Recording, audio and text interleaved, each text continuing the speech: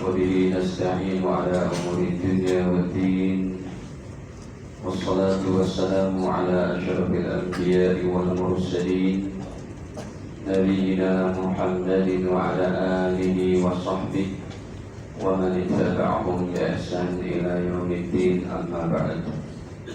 ويا معشر المسلمين والمسلمات أوصيكم ونفسي بتقوى الله فقد فاز المتقون. قال الله تعالى يا أيها الذين آمنوا اتقوا الله حق تقاته ولا تموتن إلا وأنتم مسلمون. Alhamdulillah, para hadirin jamaah yang dirahmati Allah, sebelumnya marilah senantiasa kita panjatkan puji syukur kehadirat Allah Ta'ala, karena dengan limpahan rahmatnya, nikmatnya, kasih sayangnya kepada kita semua, terutama sekali nikmat iman, Islam dan sehat afiat, sehingga kita masih bisa menjalankan aktivitas kita pada hari ini. Terlebih setelah sholat zuhur, kita sejenak mengikuti kajian hadis yang tema kita pada waktu yang singkat ini seputar amalan bulan Sya'ban dan Ramadan. Hadirin, bulan Ramadan, maksud saya bulan Sya'ban adalah bulan yang mana Nabi SAW banyak puasa sunnah. Hadis ini riwayat Imam Nasai pada 2666. Beliau ditanya oleh cucu angkat beliau, yaitu Usamah bin Zaid. Rasulullah punya cucu angkat dari anak angkatnya, yaitu namanya Usamah bin Zaid.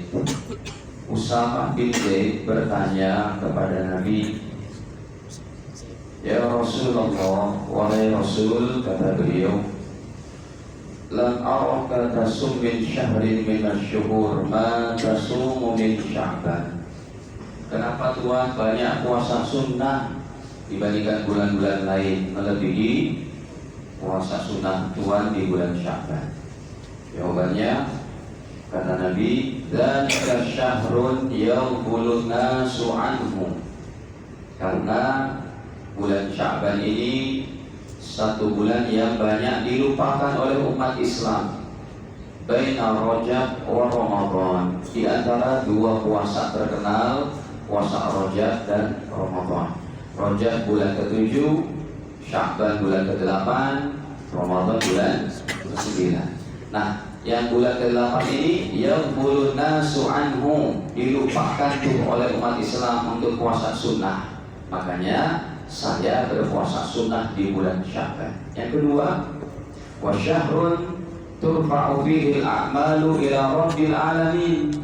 Bulan Sya'ban adalah yang kedua bulan di mana amal-amal kita dilaporkan kepada Allah yang per tahun.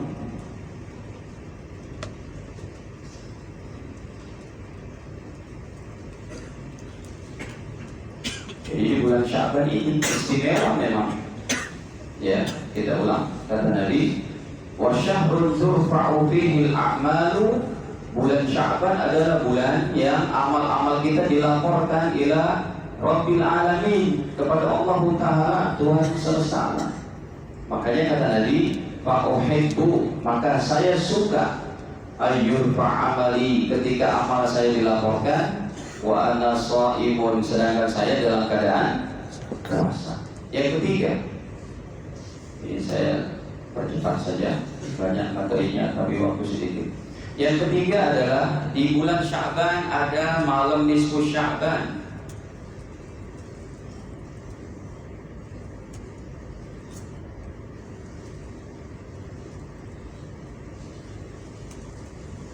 Malam nisfu Sya'ban ini hadis-hadisnya, kalau yang lafadznya seperti bahwa pada malam nisfu Sya'ban Allah mengampuni dosa, itu seorang ahli hadis dari kalangan Salafi Wahabi pun yang namanya Syekh Albani, beliau tidak mendapat celah untuk menjadikan hadis ini hadis lemah. Saya baca dalam dua kitabnya, semua hadis nisfu Sya'ban yang dalam lafadz Allah memperhatikan para hambanya dan mengampuni dosa seluruh hambanya kecuali orang musyrik dan pendendam atau bermusuhan. Itu beliau sebagai orang yang paling strict dalam kalangan ulama Salafi Wahabi. Beliau tidak mendapatkan celah untuk melemahkan hadis itu. Beliau katakan semua derajatnya sahih dan hasan. Nah, ini penting ngaji untuk dari semua ulama. Sebab hari ini sudah bergema banget tuh Nisfu Sya'ban, nggak ada begini gitu, nggak ada amalannya. Nanti Masjid Al-Badr dituduh masjid penyebar bid'ah karena tadi mengumumkan acara Nisfu Sya'ban. Ini kita pahami baik-baik. Yang nggak mau baca Yasin nanti malam, ya udah, buatlah apa yang Anda mau. Ini udah melalui proses yang dalam, bukan cuma kulitnya ilmu, dalamnya ilmu ini. Makanya saya ketika mempelajari dari kitab-kitab para ulama Indonesia, ulama Saudi, saya menyatakan orang-orang Indonesia ini ulamanya ilmunya dalam-dalam, termasuk ini, nggak sampai akal mereka pemahaman ini. Baik. Tapi ini bukan cuma pemahaman saja, kita buka buktinya. Saya bisa buka insya Allah puluhan kitabnya Syekh Albani, ulamanya yang menjadi sandaran orang-orang Salafi Wahabi. Coba kita lihat. Insya Allah nggak lama. Nih, tuh sudah terbuka puluhan kitab. Yang lafaz hadisnya kayak begini. Innallaha, sesungguhnya Allah, la yattali' fi lailatin nisfi min Sya'ban. Allah akan memperhatikan para hambanya pada malam nisfu Sya'ban. Fayaghfir li jami'i khalqi, maka Allah akan mengampuni dosa seluruh hambanya.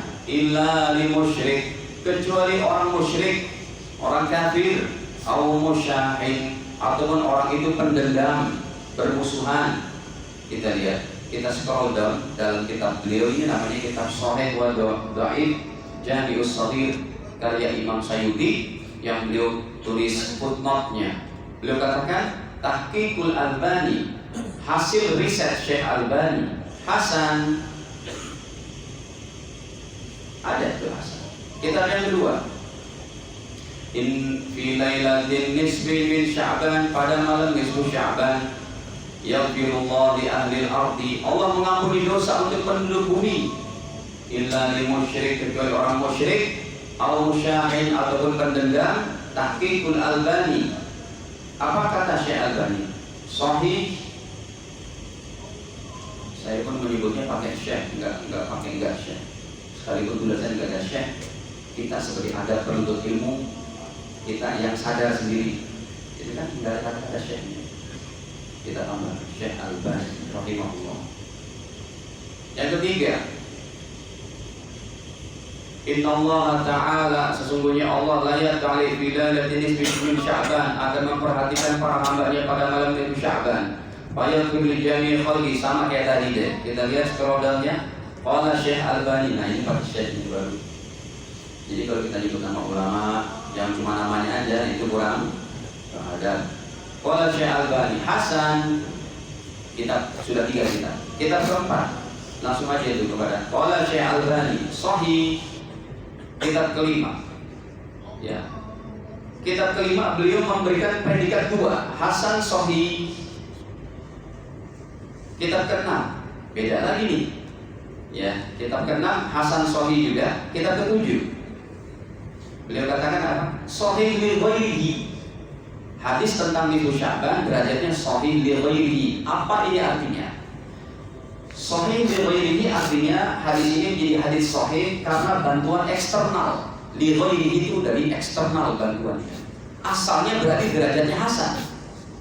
Kalau ada hadis sahih li ghairihi, asal hadis itu hasan, bagus. Cuma dia naik menjadi sahih karena bantuan eksternal. Sebabnya apa?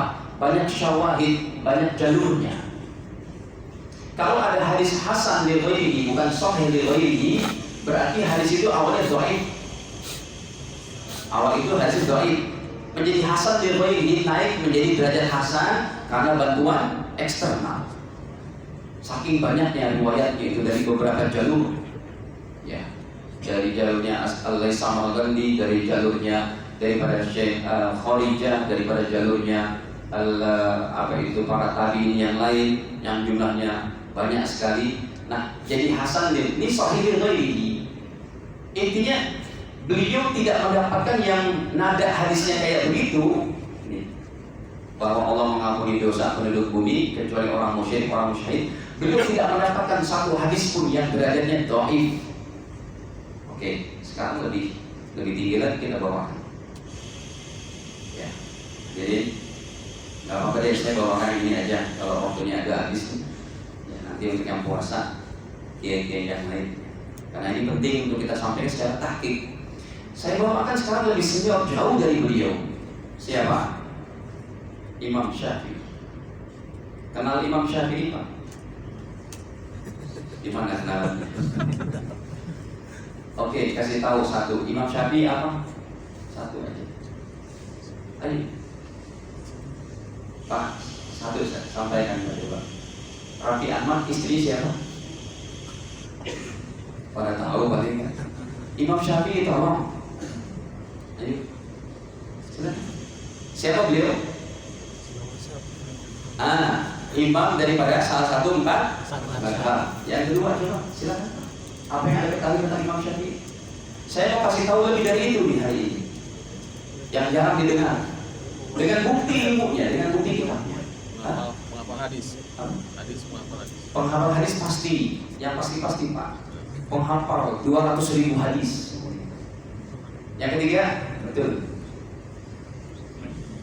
Jadi kita harus sering baca biografi orang-orang soleh.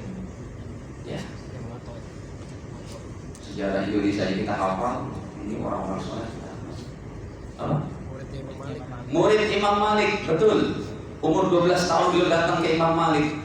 Kata ajudan Imam Malik, Tuan Guru, ada anak remaja, beranjak remaja mau ngaji sama Tuan. Kata Imam Malik, kasih tahu siapa namanya? Syafi'i. Kasih tahu sama Syafi'i kecil. Dia hafal kitab saya segini dulu tuh, namanya kitab Muwatta. Syafi'i, kata Tuan Guru, kalau kamu mau ngaji sama Imam Malik, kamu harus hafal dulu kitabnya. Beliau katakan, saya sudah hafal. Umur 12 tahun. Datang, kata Imam, sudah hafal? Coba baca. Haddatsana qala Malik, haddatsana qala Malik subhan. Hampir 1000 sekian hadis. Baik. Imam Syafi'i yang paling mentereng ini siapa? Satu-satunya ulama yang masih keluarga Nabi SAW. Nah, ini kan jarang dibahas. Masih keluarga siapa? Beliau bertemu dengan kakeknya Nabi pada Abdul Manaf. Nabi Muhammad kakeknya yang kedua atau ketiga Abdul Manaf. Imam Syafi'i juga kakeknya yang kesekian Abdul Manaf. Nih, nama Nabi Muhammad bin Abdullah bin Abdul Muttalib bin Hashim bin Abdi Manaf. Imam Syafi'i namanya Muhammad bin Abdullah namanya Muhammad bin Idris bin Abbas bin Syafi' bin Sa'ib bin Utsman dulu bin Syafi' bin Sa'ib bin Abdullah bin Abdul Yazid bin Hashim bin Muttalib. Untuk Imam Syafi'i tidak pakai Abdul Muttalib, langsung pada bin Muttalib bin Abdi Manaf. Nasabnya begitu mulia, satu-satunya ulama yang bertemu kakeknya dengan kakek baginda Nabi Muhammad. Ini saya buktikan dalam kitabnya. Ya, saya bawakan kitabnya Imam Nawawi yang segini, panjangnya itu 20 jilid. Ini kan enak ngaji kayak begini tuh. Siapa yang tidak kenal Imam Nawawi? Ulama yang paling barokah ilmunya. Kitabnya semua dipelajari oleh setiap madhab, terutama namanya kitab Riyadhus. Apa dia? Kita ini kan nasabnya. Gak apa-apa lah, waktunya habis. Yang penting ada satu kita dapat mutiara ilmu dari kajian siang ini paling tidak. Lihat nasabnya Nabi Muhammad. Ya. Beliau Muhammad bin Abdullah bin Abdul Muttalib bin Hashim bin Abdi Manaf. Yang Qusay, Lu'ay sampai Adnan nggak usah dibahas, cukup sampai sini saja sampai Abdi Manaf. Sekarang Imam Syafi'i, nama beliau adalah nih, Fi Nasab Syafi'i, menjelaskan tentang nasab Imam Syafi'i. Beliau adalah Muhammad bin Idris bin Abbas bin Utsman baru bin Syafi'. Rupanya Syafi' itu nama kakek beliau seorang sahabat. Dari situlah nisbahnya menjadi Syafi'i. Bukan nama beliau tuh. Beliau namanya siapa? Muhammad bin Syafi' bin Sa'id bin Abdullah bin Abi Yazid bin Hashim. Nah ini yang tadi saya bilang. Kalau Imam Syafi'i nggak pakai Abdul Muttalib, tapi langsung pada bin Muttalib bin Abdul Manaf. Beliau bertemu dengan Rasul pada kakeknya namanya apa? Abdul Manaf. Baik. Yang kedua, apa pemahaman Imam Syafi'i? Satu-satunya ulama sebelum lahir sudah disabdain oleh Nabi dalam hadisnya. Kata Nabi, akan datang seorang ulama dari suku Quraisy yang ilmunya mendunia. Itu yang paling tereng itu tentang biografi Imam Syafi'i itu dia. Ini saya bawakan hadisnya. Bahkan sudah diberikan derajat hadis masyhur oleh Imam Nawawi. Ini kan kita pilih yang saya buka. Ya, kita lihat tadi. Nanti baru disebut Sya'bannya. Ya, kita tahu dulu siapa itu Imam Syafi'i. Nih, maja'a fi hafil hadisil masyhur, telah datang dalam hadis yang terkenal. Ya, menurut para ulama terkenal. Apa kata Nabi? Anna alim Quraisy, sesungguhnya seorang ulama dari suku Quraisy, yaitu Imam Syafi'i, yang laqtibaqal ardi ilma, yang ilmunya akan mendunia. Wa hamalahul ulama minal mutaqaddimin, para ulama dari zaman dulu sampai sekarang, min ashabina min ghairi ashabina, dari ulama yang bukan kelompok Imam Syafi'i, mengatakan hadis ini untuk siapa? Ala Syafi'i, untuk Imam Syafi'i. Dan sekarang kita buka kitab Imam Syafi'i yang terkenal apa? Namanya Al-Um yang tadi saya tuliskan. Ini kita buka kitab Imam Syafi'i. Ini buku ditulis oleh Imam Syafi'i tahun 190-an Hijriah.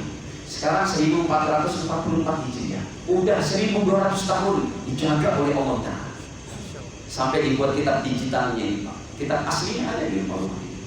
Kitab aslinya segini. Ada yang 48 jilid yang terbaru, ada yang 4 jilid. Ini yang 8 jilid. Kita buka. Jadi pemahaman malam nisfu Sya'ban, malam ijabah doa, makanya umat Islam berkumpul di masjid untuk berdoa. Ini sudah dipahami sama beliau dari gurunya, para tabi'in dan sahabat. Jaraknya dekat banget. Tapi saya nggak mau Ustaz doanya berjamaah. Monggo, silakan. Kalau doanya mau sendiri, ya nggak mesti baca Yasin, Ustaz. Nggak mesti. Saya lebih condong kalau malam nisfu Sya'ban itu mengkhatamkan Quran. Makanya tadi saya nggak mau datang nih, lagi baca dari 1 juz, habis subuh gitu kan. Tapi saya bilang nggak datang nanti, udah datang aja. Kita tidak baca lagi sampai malam. Bagus banget tuh nanti kalau malam ini kita khatam Quran 30 juz. Udah antum nanti jangan tidur, nggak ngantor dong besok.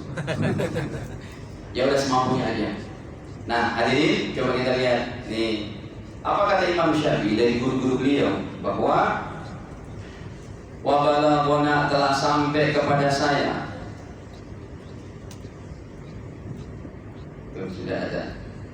Ya, ini nggak main-main. Jadi ulama Indonesia itu ngambil kitabnya dalam-dalam. Nah, kelompok yang menyalahkan, apa pernah ngaji kayak begini? Apa pernah mereka menyampaikan malam nisfu Sya'ban itu kata Imam Syafi'i begini? Kagak pernah.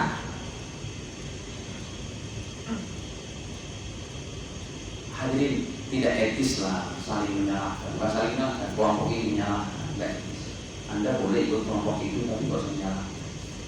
Saya ngaji Pak, dari ustaz ulama mereka saya ngaji juga. Apalagi dari pertolongan mereka di Mekah. Dulu saya ngaji, kitabnya kita baca semua. Kitab Syekh bin Baz, kitab Syekh Shalih Utsaimin, kitab Syekh Muhammad bin Abdul Wahab. Tadi baru saya sampaikan kitab Syekh Albani yang puluhan itu. Kalau nggak kita baca mana paham? Baik. Qala Syafi'i, berkata Imam Syafi'i. Wa balaghana, telah sampai kepada saya, kepada kami, annahu kana yuqal, bahwa dalam masalah ini, inna du'a, sesungguhnya berdoa, yustajabu, diijabah, fi khamsi layalin, pada 5 malam dalam 360 hari setahun. Ada 5 malam yang lebih utama selain Lailatul Qadar. Kenapa? Karena Lailatul Qadar tidak ada tepat waktunya, dibebaskan oleh Allah berubah-ubah. Bisa malam pertama, bisa malam 20, bisa malam 15, bisa malam 21, terutama 10 terakhir yang ganjil-ganjil, 21, 23, 25, 27, 29. Tapi tidak menutup kemungkinan Lailatul Qadar datang malam pertama Ramadan. Enggak menutup kemungkinan itu. Yang penting di bulan apa? Ramadan. Tapi prioritasnya memang 10 terakhir.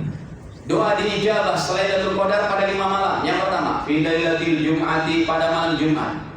Nggak bener kalau malam Jumat itu untuk hubungan intim, nanti katanya sunnah Rasul. Sunnah Rasul malam Jumat bisa membunuh Yahudi, 1000 Yahudi. Yahudi itu nggak bisa habis di sana. Nggak ada hadisnya kayak gitu. Yang kedua, walailatul adha, malam Idul Adha. Yang ketiga, walailatul fitri, malam Idul Fitri. Yang keempat, wa awal lailah min Rajab, malam pertama bulan Rajab, udah lewat sebulan lalu. Yang kelima, walailatul nisfi min Sya'ban, malam nisfi Sya'ban, malam ijabah doa. Disitulah para ulama mengumpulkan kegiatan pada habis maghrib sampai isya, karena kalau tidak dikumpulkan, umat Islam khawatir itu cuma pulang ke rumah habis maghrib, paling cuma nonton TV, makan malam.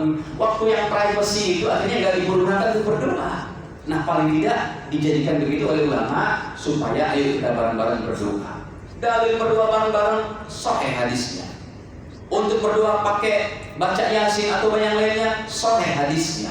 Kenapa baca Yasin, Ustaz? Baca Yasinnya tidak sunnah dan tidak wajib, apalagi wajib, tapi boleh. Anda boleh baca Ar-Rahman, Anda boleh baca Al-Waqi'ah, lalu berdoa. Itu pengambilan dalilnya. Kalau nggak ngerti ilmu fikih secara baik, nggak paham, karena itu diambil bukan dari hadis, tapi dari kaidah qiyas, analogi ke atas.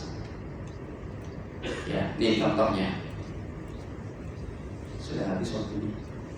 Masih berapa menit? Ini, hadirin, Anda boleh baca Yasin, ya, boleh baca Yasin 3 kali. Yang pertama diniatin, ya Allah berikan keberkahan rezeki. Yang kedua, ya Allah jauhkan dari musibah anak-anak kami jadi anak yang soleh-soleh. Ya Allah, yang ketiga istiqomahkan kami dan mati dalam husnul. Itu bagus banget permintaannya. Tapi nggak mesti baca Yasin. Anda boleh baca Al-Waqi'ah, Anda boleh baca Ar-Rahman. Saya sendiri senangnya khatam Quran 30 juz pada malam itu yang tadi saya katakan. Lagi berdoa. Ini pengambilannya dari mana? Pengambilan daripada berdoa dengan berdoa dengan tawassul amal soleh.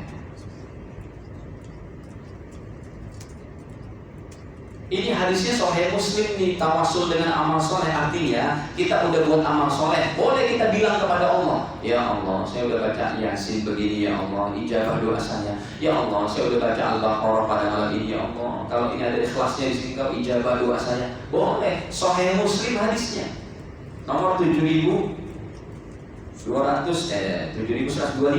Nih coba lihat kisah 3 orang yang masuk ke dalam goa, ingat nggak? Nah, itu kan nomornya 7000 sekian, Pak. 7125. Ada 3 orang kehujanan masuk ke dalam goa. Tiba-tiba goanya tertutup sama batu besar. Itu Nabi mengajarkan, doalah kamu dengan beramal soleh dulu, sebab itu salah satu cara cepat untuk dijabah doa. Udah malamnya malam nisfu Sya'ban dijabah doa, dibuatlah amalan-amalan kemudian berdoa, itu pun ada jaminan dijabah. Salah di mana? Kecuali orang-orang yang ilmunya sangat dangkal, emosinya sangat besar, sehingga mudah menyalahkan para ulama. Mereka bukan pengikut salafus saleh. Kalau pengikut salafus saleh, mereka pasti memahami. Contoh saja, kunut.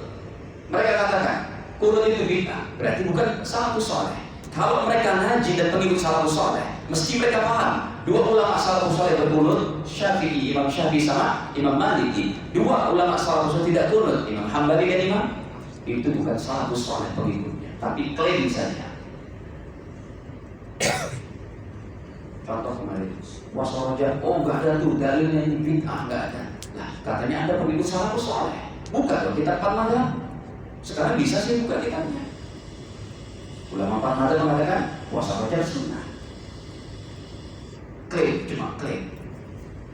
Cuma sayangnya menyalahkan, itu yang nggak bagus. Ya, kita diajarkan sama ulama kita nggak begitu. Coba lihat ini. 7125. Baina masalah satu nafarin, ada 3 orang yang tamasyauna berjalan, akhadahumul matar, tiba-tiba mereka kena hujan deras. Fa'awaw ila gharin, mereka kemudian berteduh di mana? Satu goa. Fantabaqat minal jabal fil jabali minal jabal, yaitu daripada goa di bawah gunung. Fantabaqat alaihim, kemudian mereka tertutupkan oleh batu besar, enggak bisa keluar. Faqala ba'dhum, ayo dong kita berdoa dengan amal soleh yang pernah kita buat. Singkat aja, ini panjang banget hadisnya. Yang pertama, ya Allah, saya setiap dapat gaji harian dari perahan susu, saya berikan kepada ayah ibu saya. Satu waktu ayah ibu saya pulang terlambat karena lembur, mereka udah tidur. Saya tunggu sambil berdiri sampai subuh, ya Allah. Sementara anak-anak saya minta, saya katakan, nah nanti ya nak, kakek nenek belum minum, karena tiap hari bapak kasih minum, kakek nenek kalian tidur dulu. Saya tunggu sampai subuh mereka bangun, baru saya angetin, saya minumkan susu. Ya Allah, kalau apa yang saya perbuat kepada bapak ibu saya itu ada ikhlasnya di mata Engkau, bukakan ini ya Allah. Kami gak kuat mendorong batu besar ini. Masya Allah, terbuka hati. Tapi belum bisa keluar. Yang kedua, ya Allah, saya mau berzina dengan suhu saya yang sangat cantik yang dia perlu uang saat itu. Saya katakan, udah nih, kamu gak usah minjem duit sama saya kasih aja nih, tapi serahkan ke garisanmu. Tapi saya sadar Allah, padahal kami dan saya dan dia sudah berada dalam kamar, dan dia adalah wanita paling cantik di kampung saya. Saya tidak jadi buat itu ya Allah, karena takut pada Engkau. Kau yang ada bayarnya ya Allah, bukakan, terbuka, tapi belum bisa keluar. Yang ketiga seorang bos yang sangat soleh. Ya Allah, saya punya perusahaan peternakan, gini macam-macam. Gaji setiap bulan saya berikan kepada karyawan saya dengan tepat waktu A, B, C, D. Satu orang ini gak ada berantem, ini kemana satu orang karyawan saya? Ya udahlah, berbulan-bulan ini gak datang. Itu duitnya saya putar sedemikian rupa. Karena saya pintar berbisnis, jadilah selampangan, selembah daripada onta, sapi dan kambing. Tiba-tiba datang karyawan saya. Bos, assalamualaikum. Mana gaji saya? Nah, kamu nih yang salah kamu. Iya bos, mohon maaf. Saya mendadak pergi waktu itu nggak ngasih tahu. Dah, sekarang mau apa? Mau gaji saya bos. Kata si bos. Lihat tuh, di lapangan ada berapa? Iya bos, memang ada pintar memutar keuangan. Masya Allah, itu malah ada apa? Onta, sapi, kambing. Kata si bos. Itu duit gajimu saya putar. Ambil soal bos, jangan bercanda bos. Benar, ambil sana. Kira-kira kalau bosnya ada gimana Pak? Ini gajimu udah. Ya Allah, kalau lebih di mata Engkau ya Allah ikhlasnya, tolong ya Allah bukakan, terbuka. Hadirin, biasakan mengaji dari para ulama yang bukan dari kelompok kita saja. Bukalah mindset kita ini untuk banyak memahami dalil-dalil dari seluruh ulama. Dan nanti bebas, Anda boleh pilih yang kunut, gak kunut, yang nisfu, gak nisfuan, monggo. Asal jaga persatuan kesatuan. Jangan sampai kita menjadi hamba Allah yang saling membenci, ada dendam, ada rasa apa-apa dalam hati kita cuma gara-gara perbedaan pendapat yang Anda juga tidak mendapat informasi dari ustadz dan ulama yang lain. Dah, ini aja deh. Masih ada 15 hadis lagi nih, masalah imsak, masalah berbuka, masalah niat puasa, masalah berbekam, masalah suntikan, masalah hubungan intim siang hari, masalah tarawihnya berapa rakaat, masih banyak. Semoga ustaz-ustaz yang lain nanti bisa menjelaskan. Ini saya dapat kami sampaikan, kekurangan dimaafkan, dan semoga nanti malam kita bisa bernikmat-nikmat bermunajat kepada Allah. Sampaikan hajat akhirat kita, hajat dunia kita, karena malam nanti adalah malam nisfu Sya'ban. Ada Allah majma'in, kebaikan dari Allah kekurangan dimaafkan. Kita tutup dengan kafar majlis. Subhanallah wa bihamdihi, asyhadu an la ilaha illa anta, astaghfiruka wa atubu ilaik. Wassalamualaikum warahmatullahi wabarakatuh.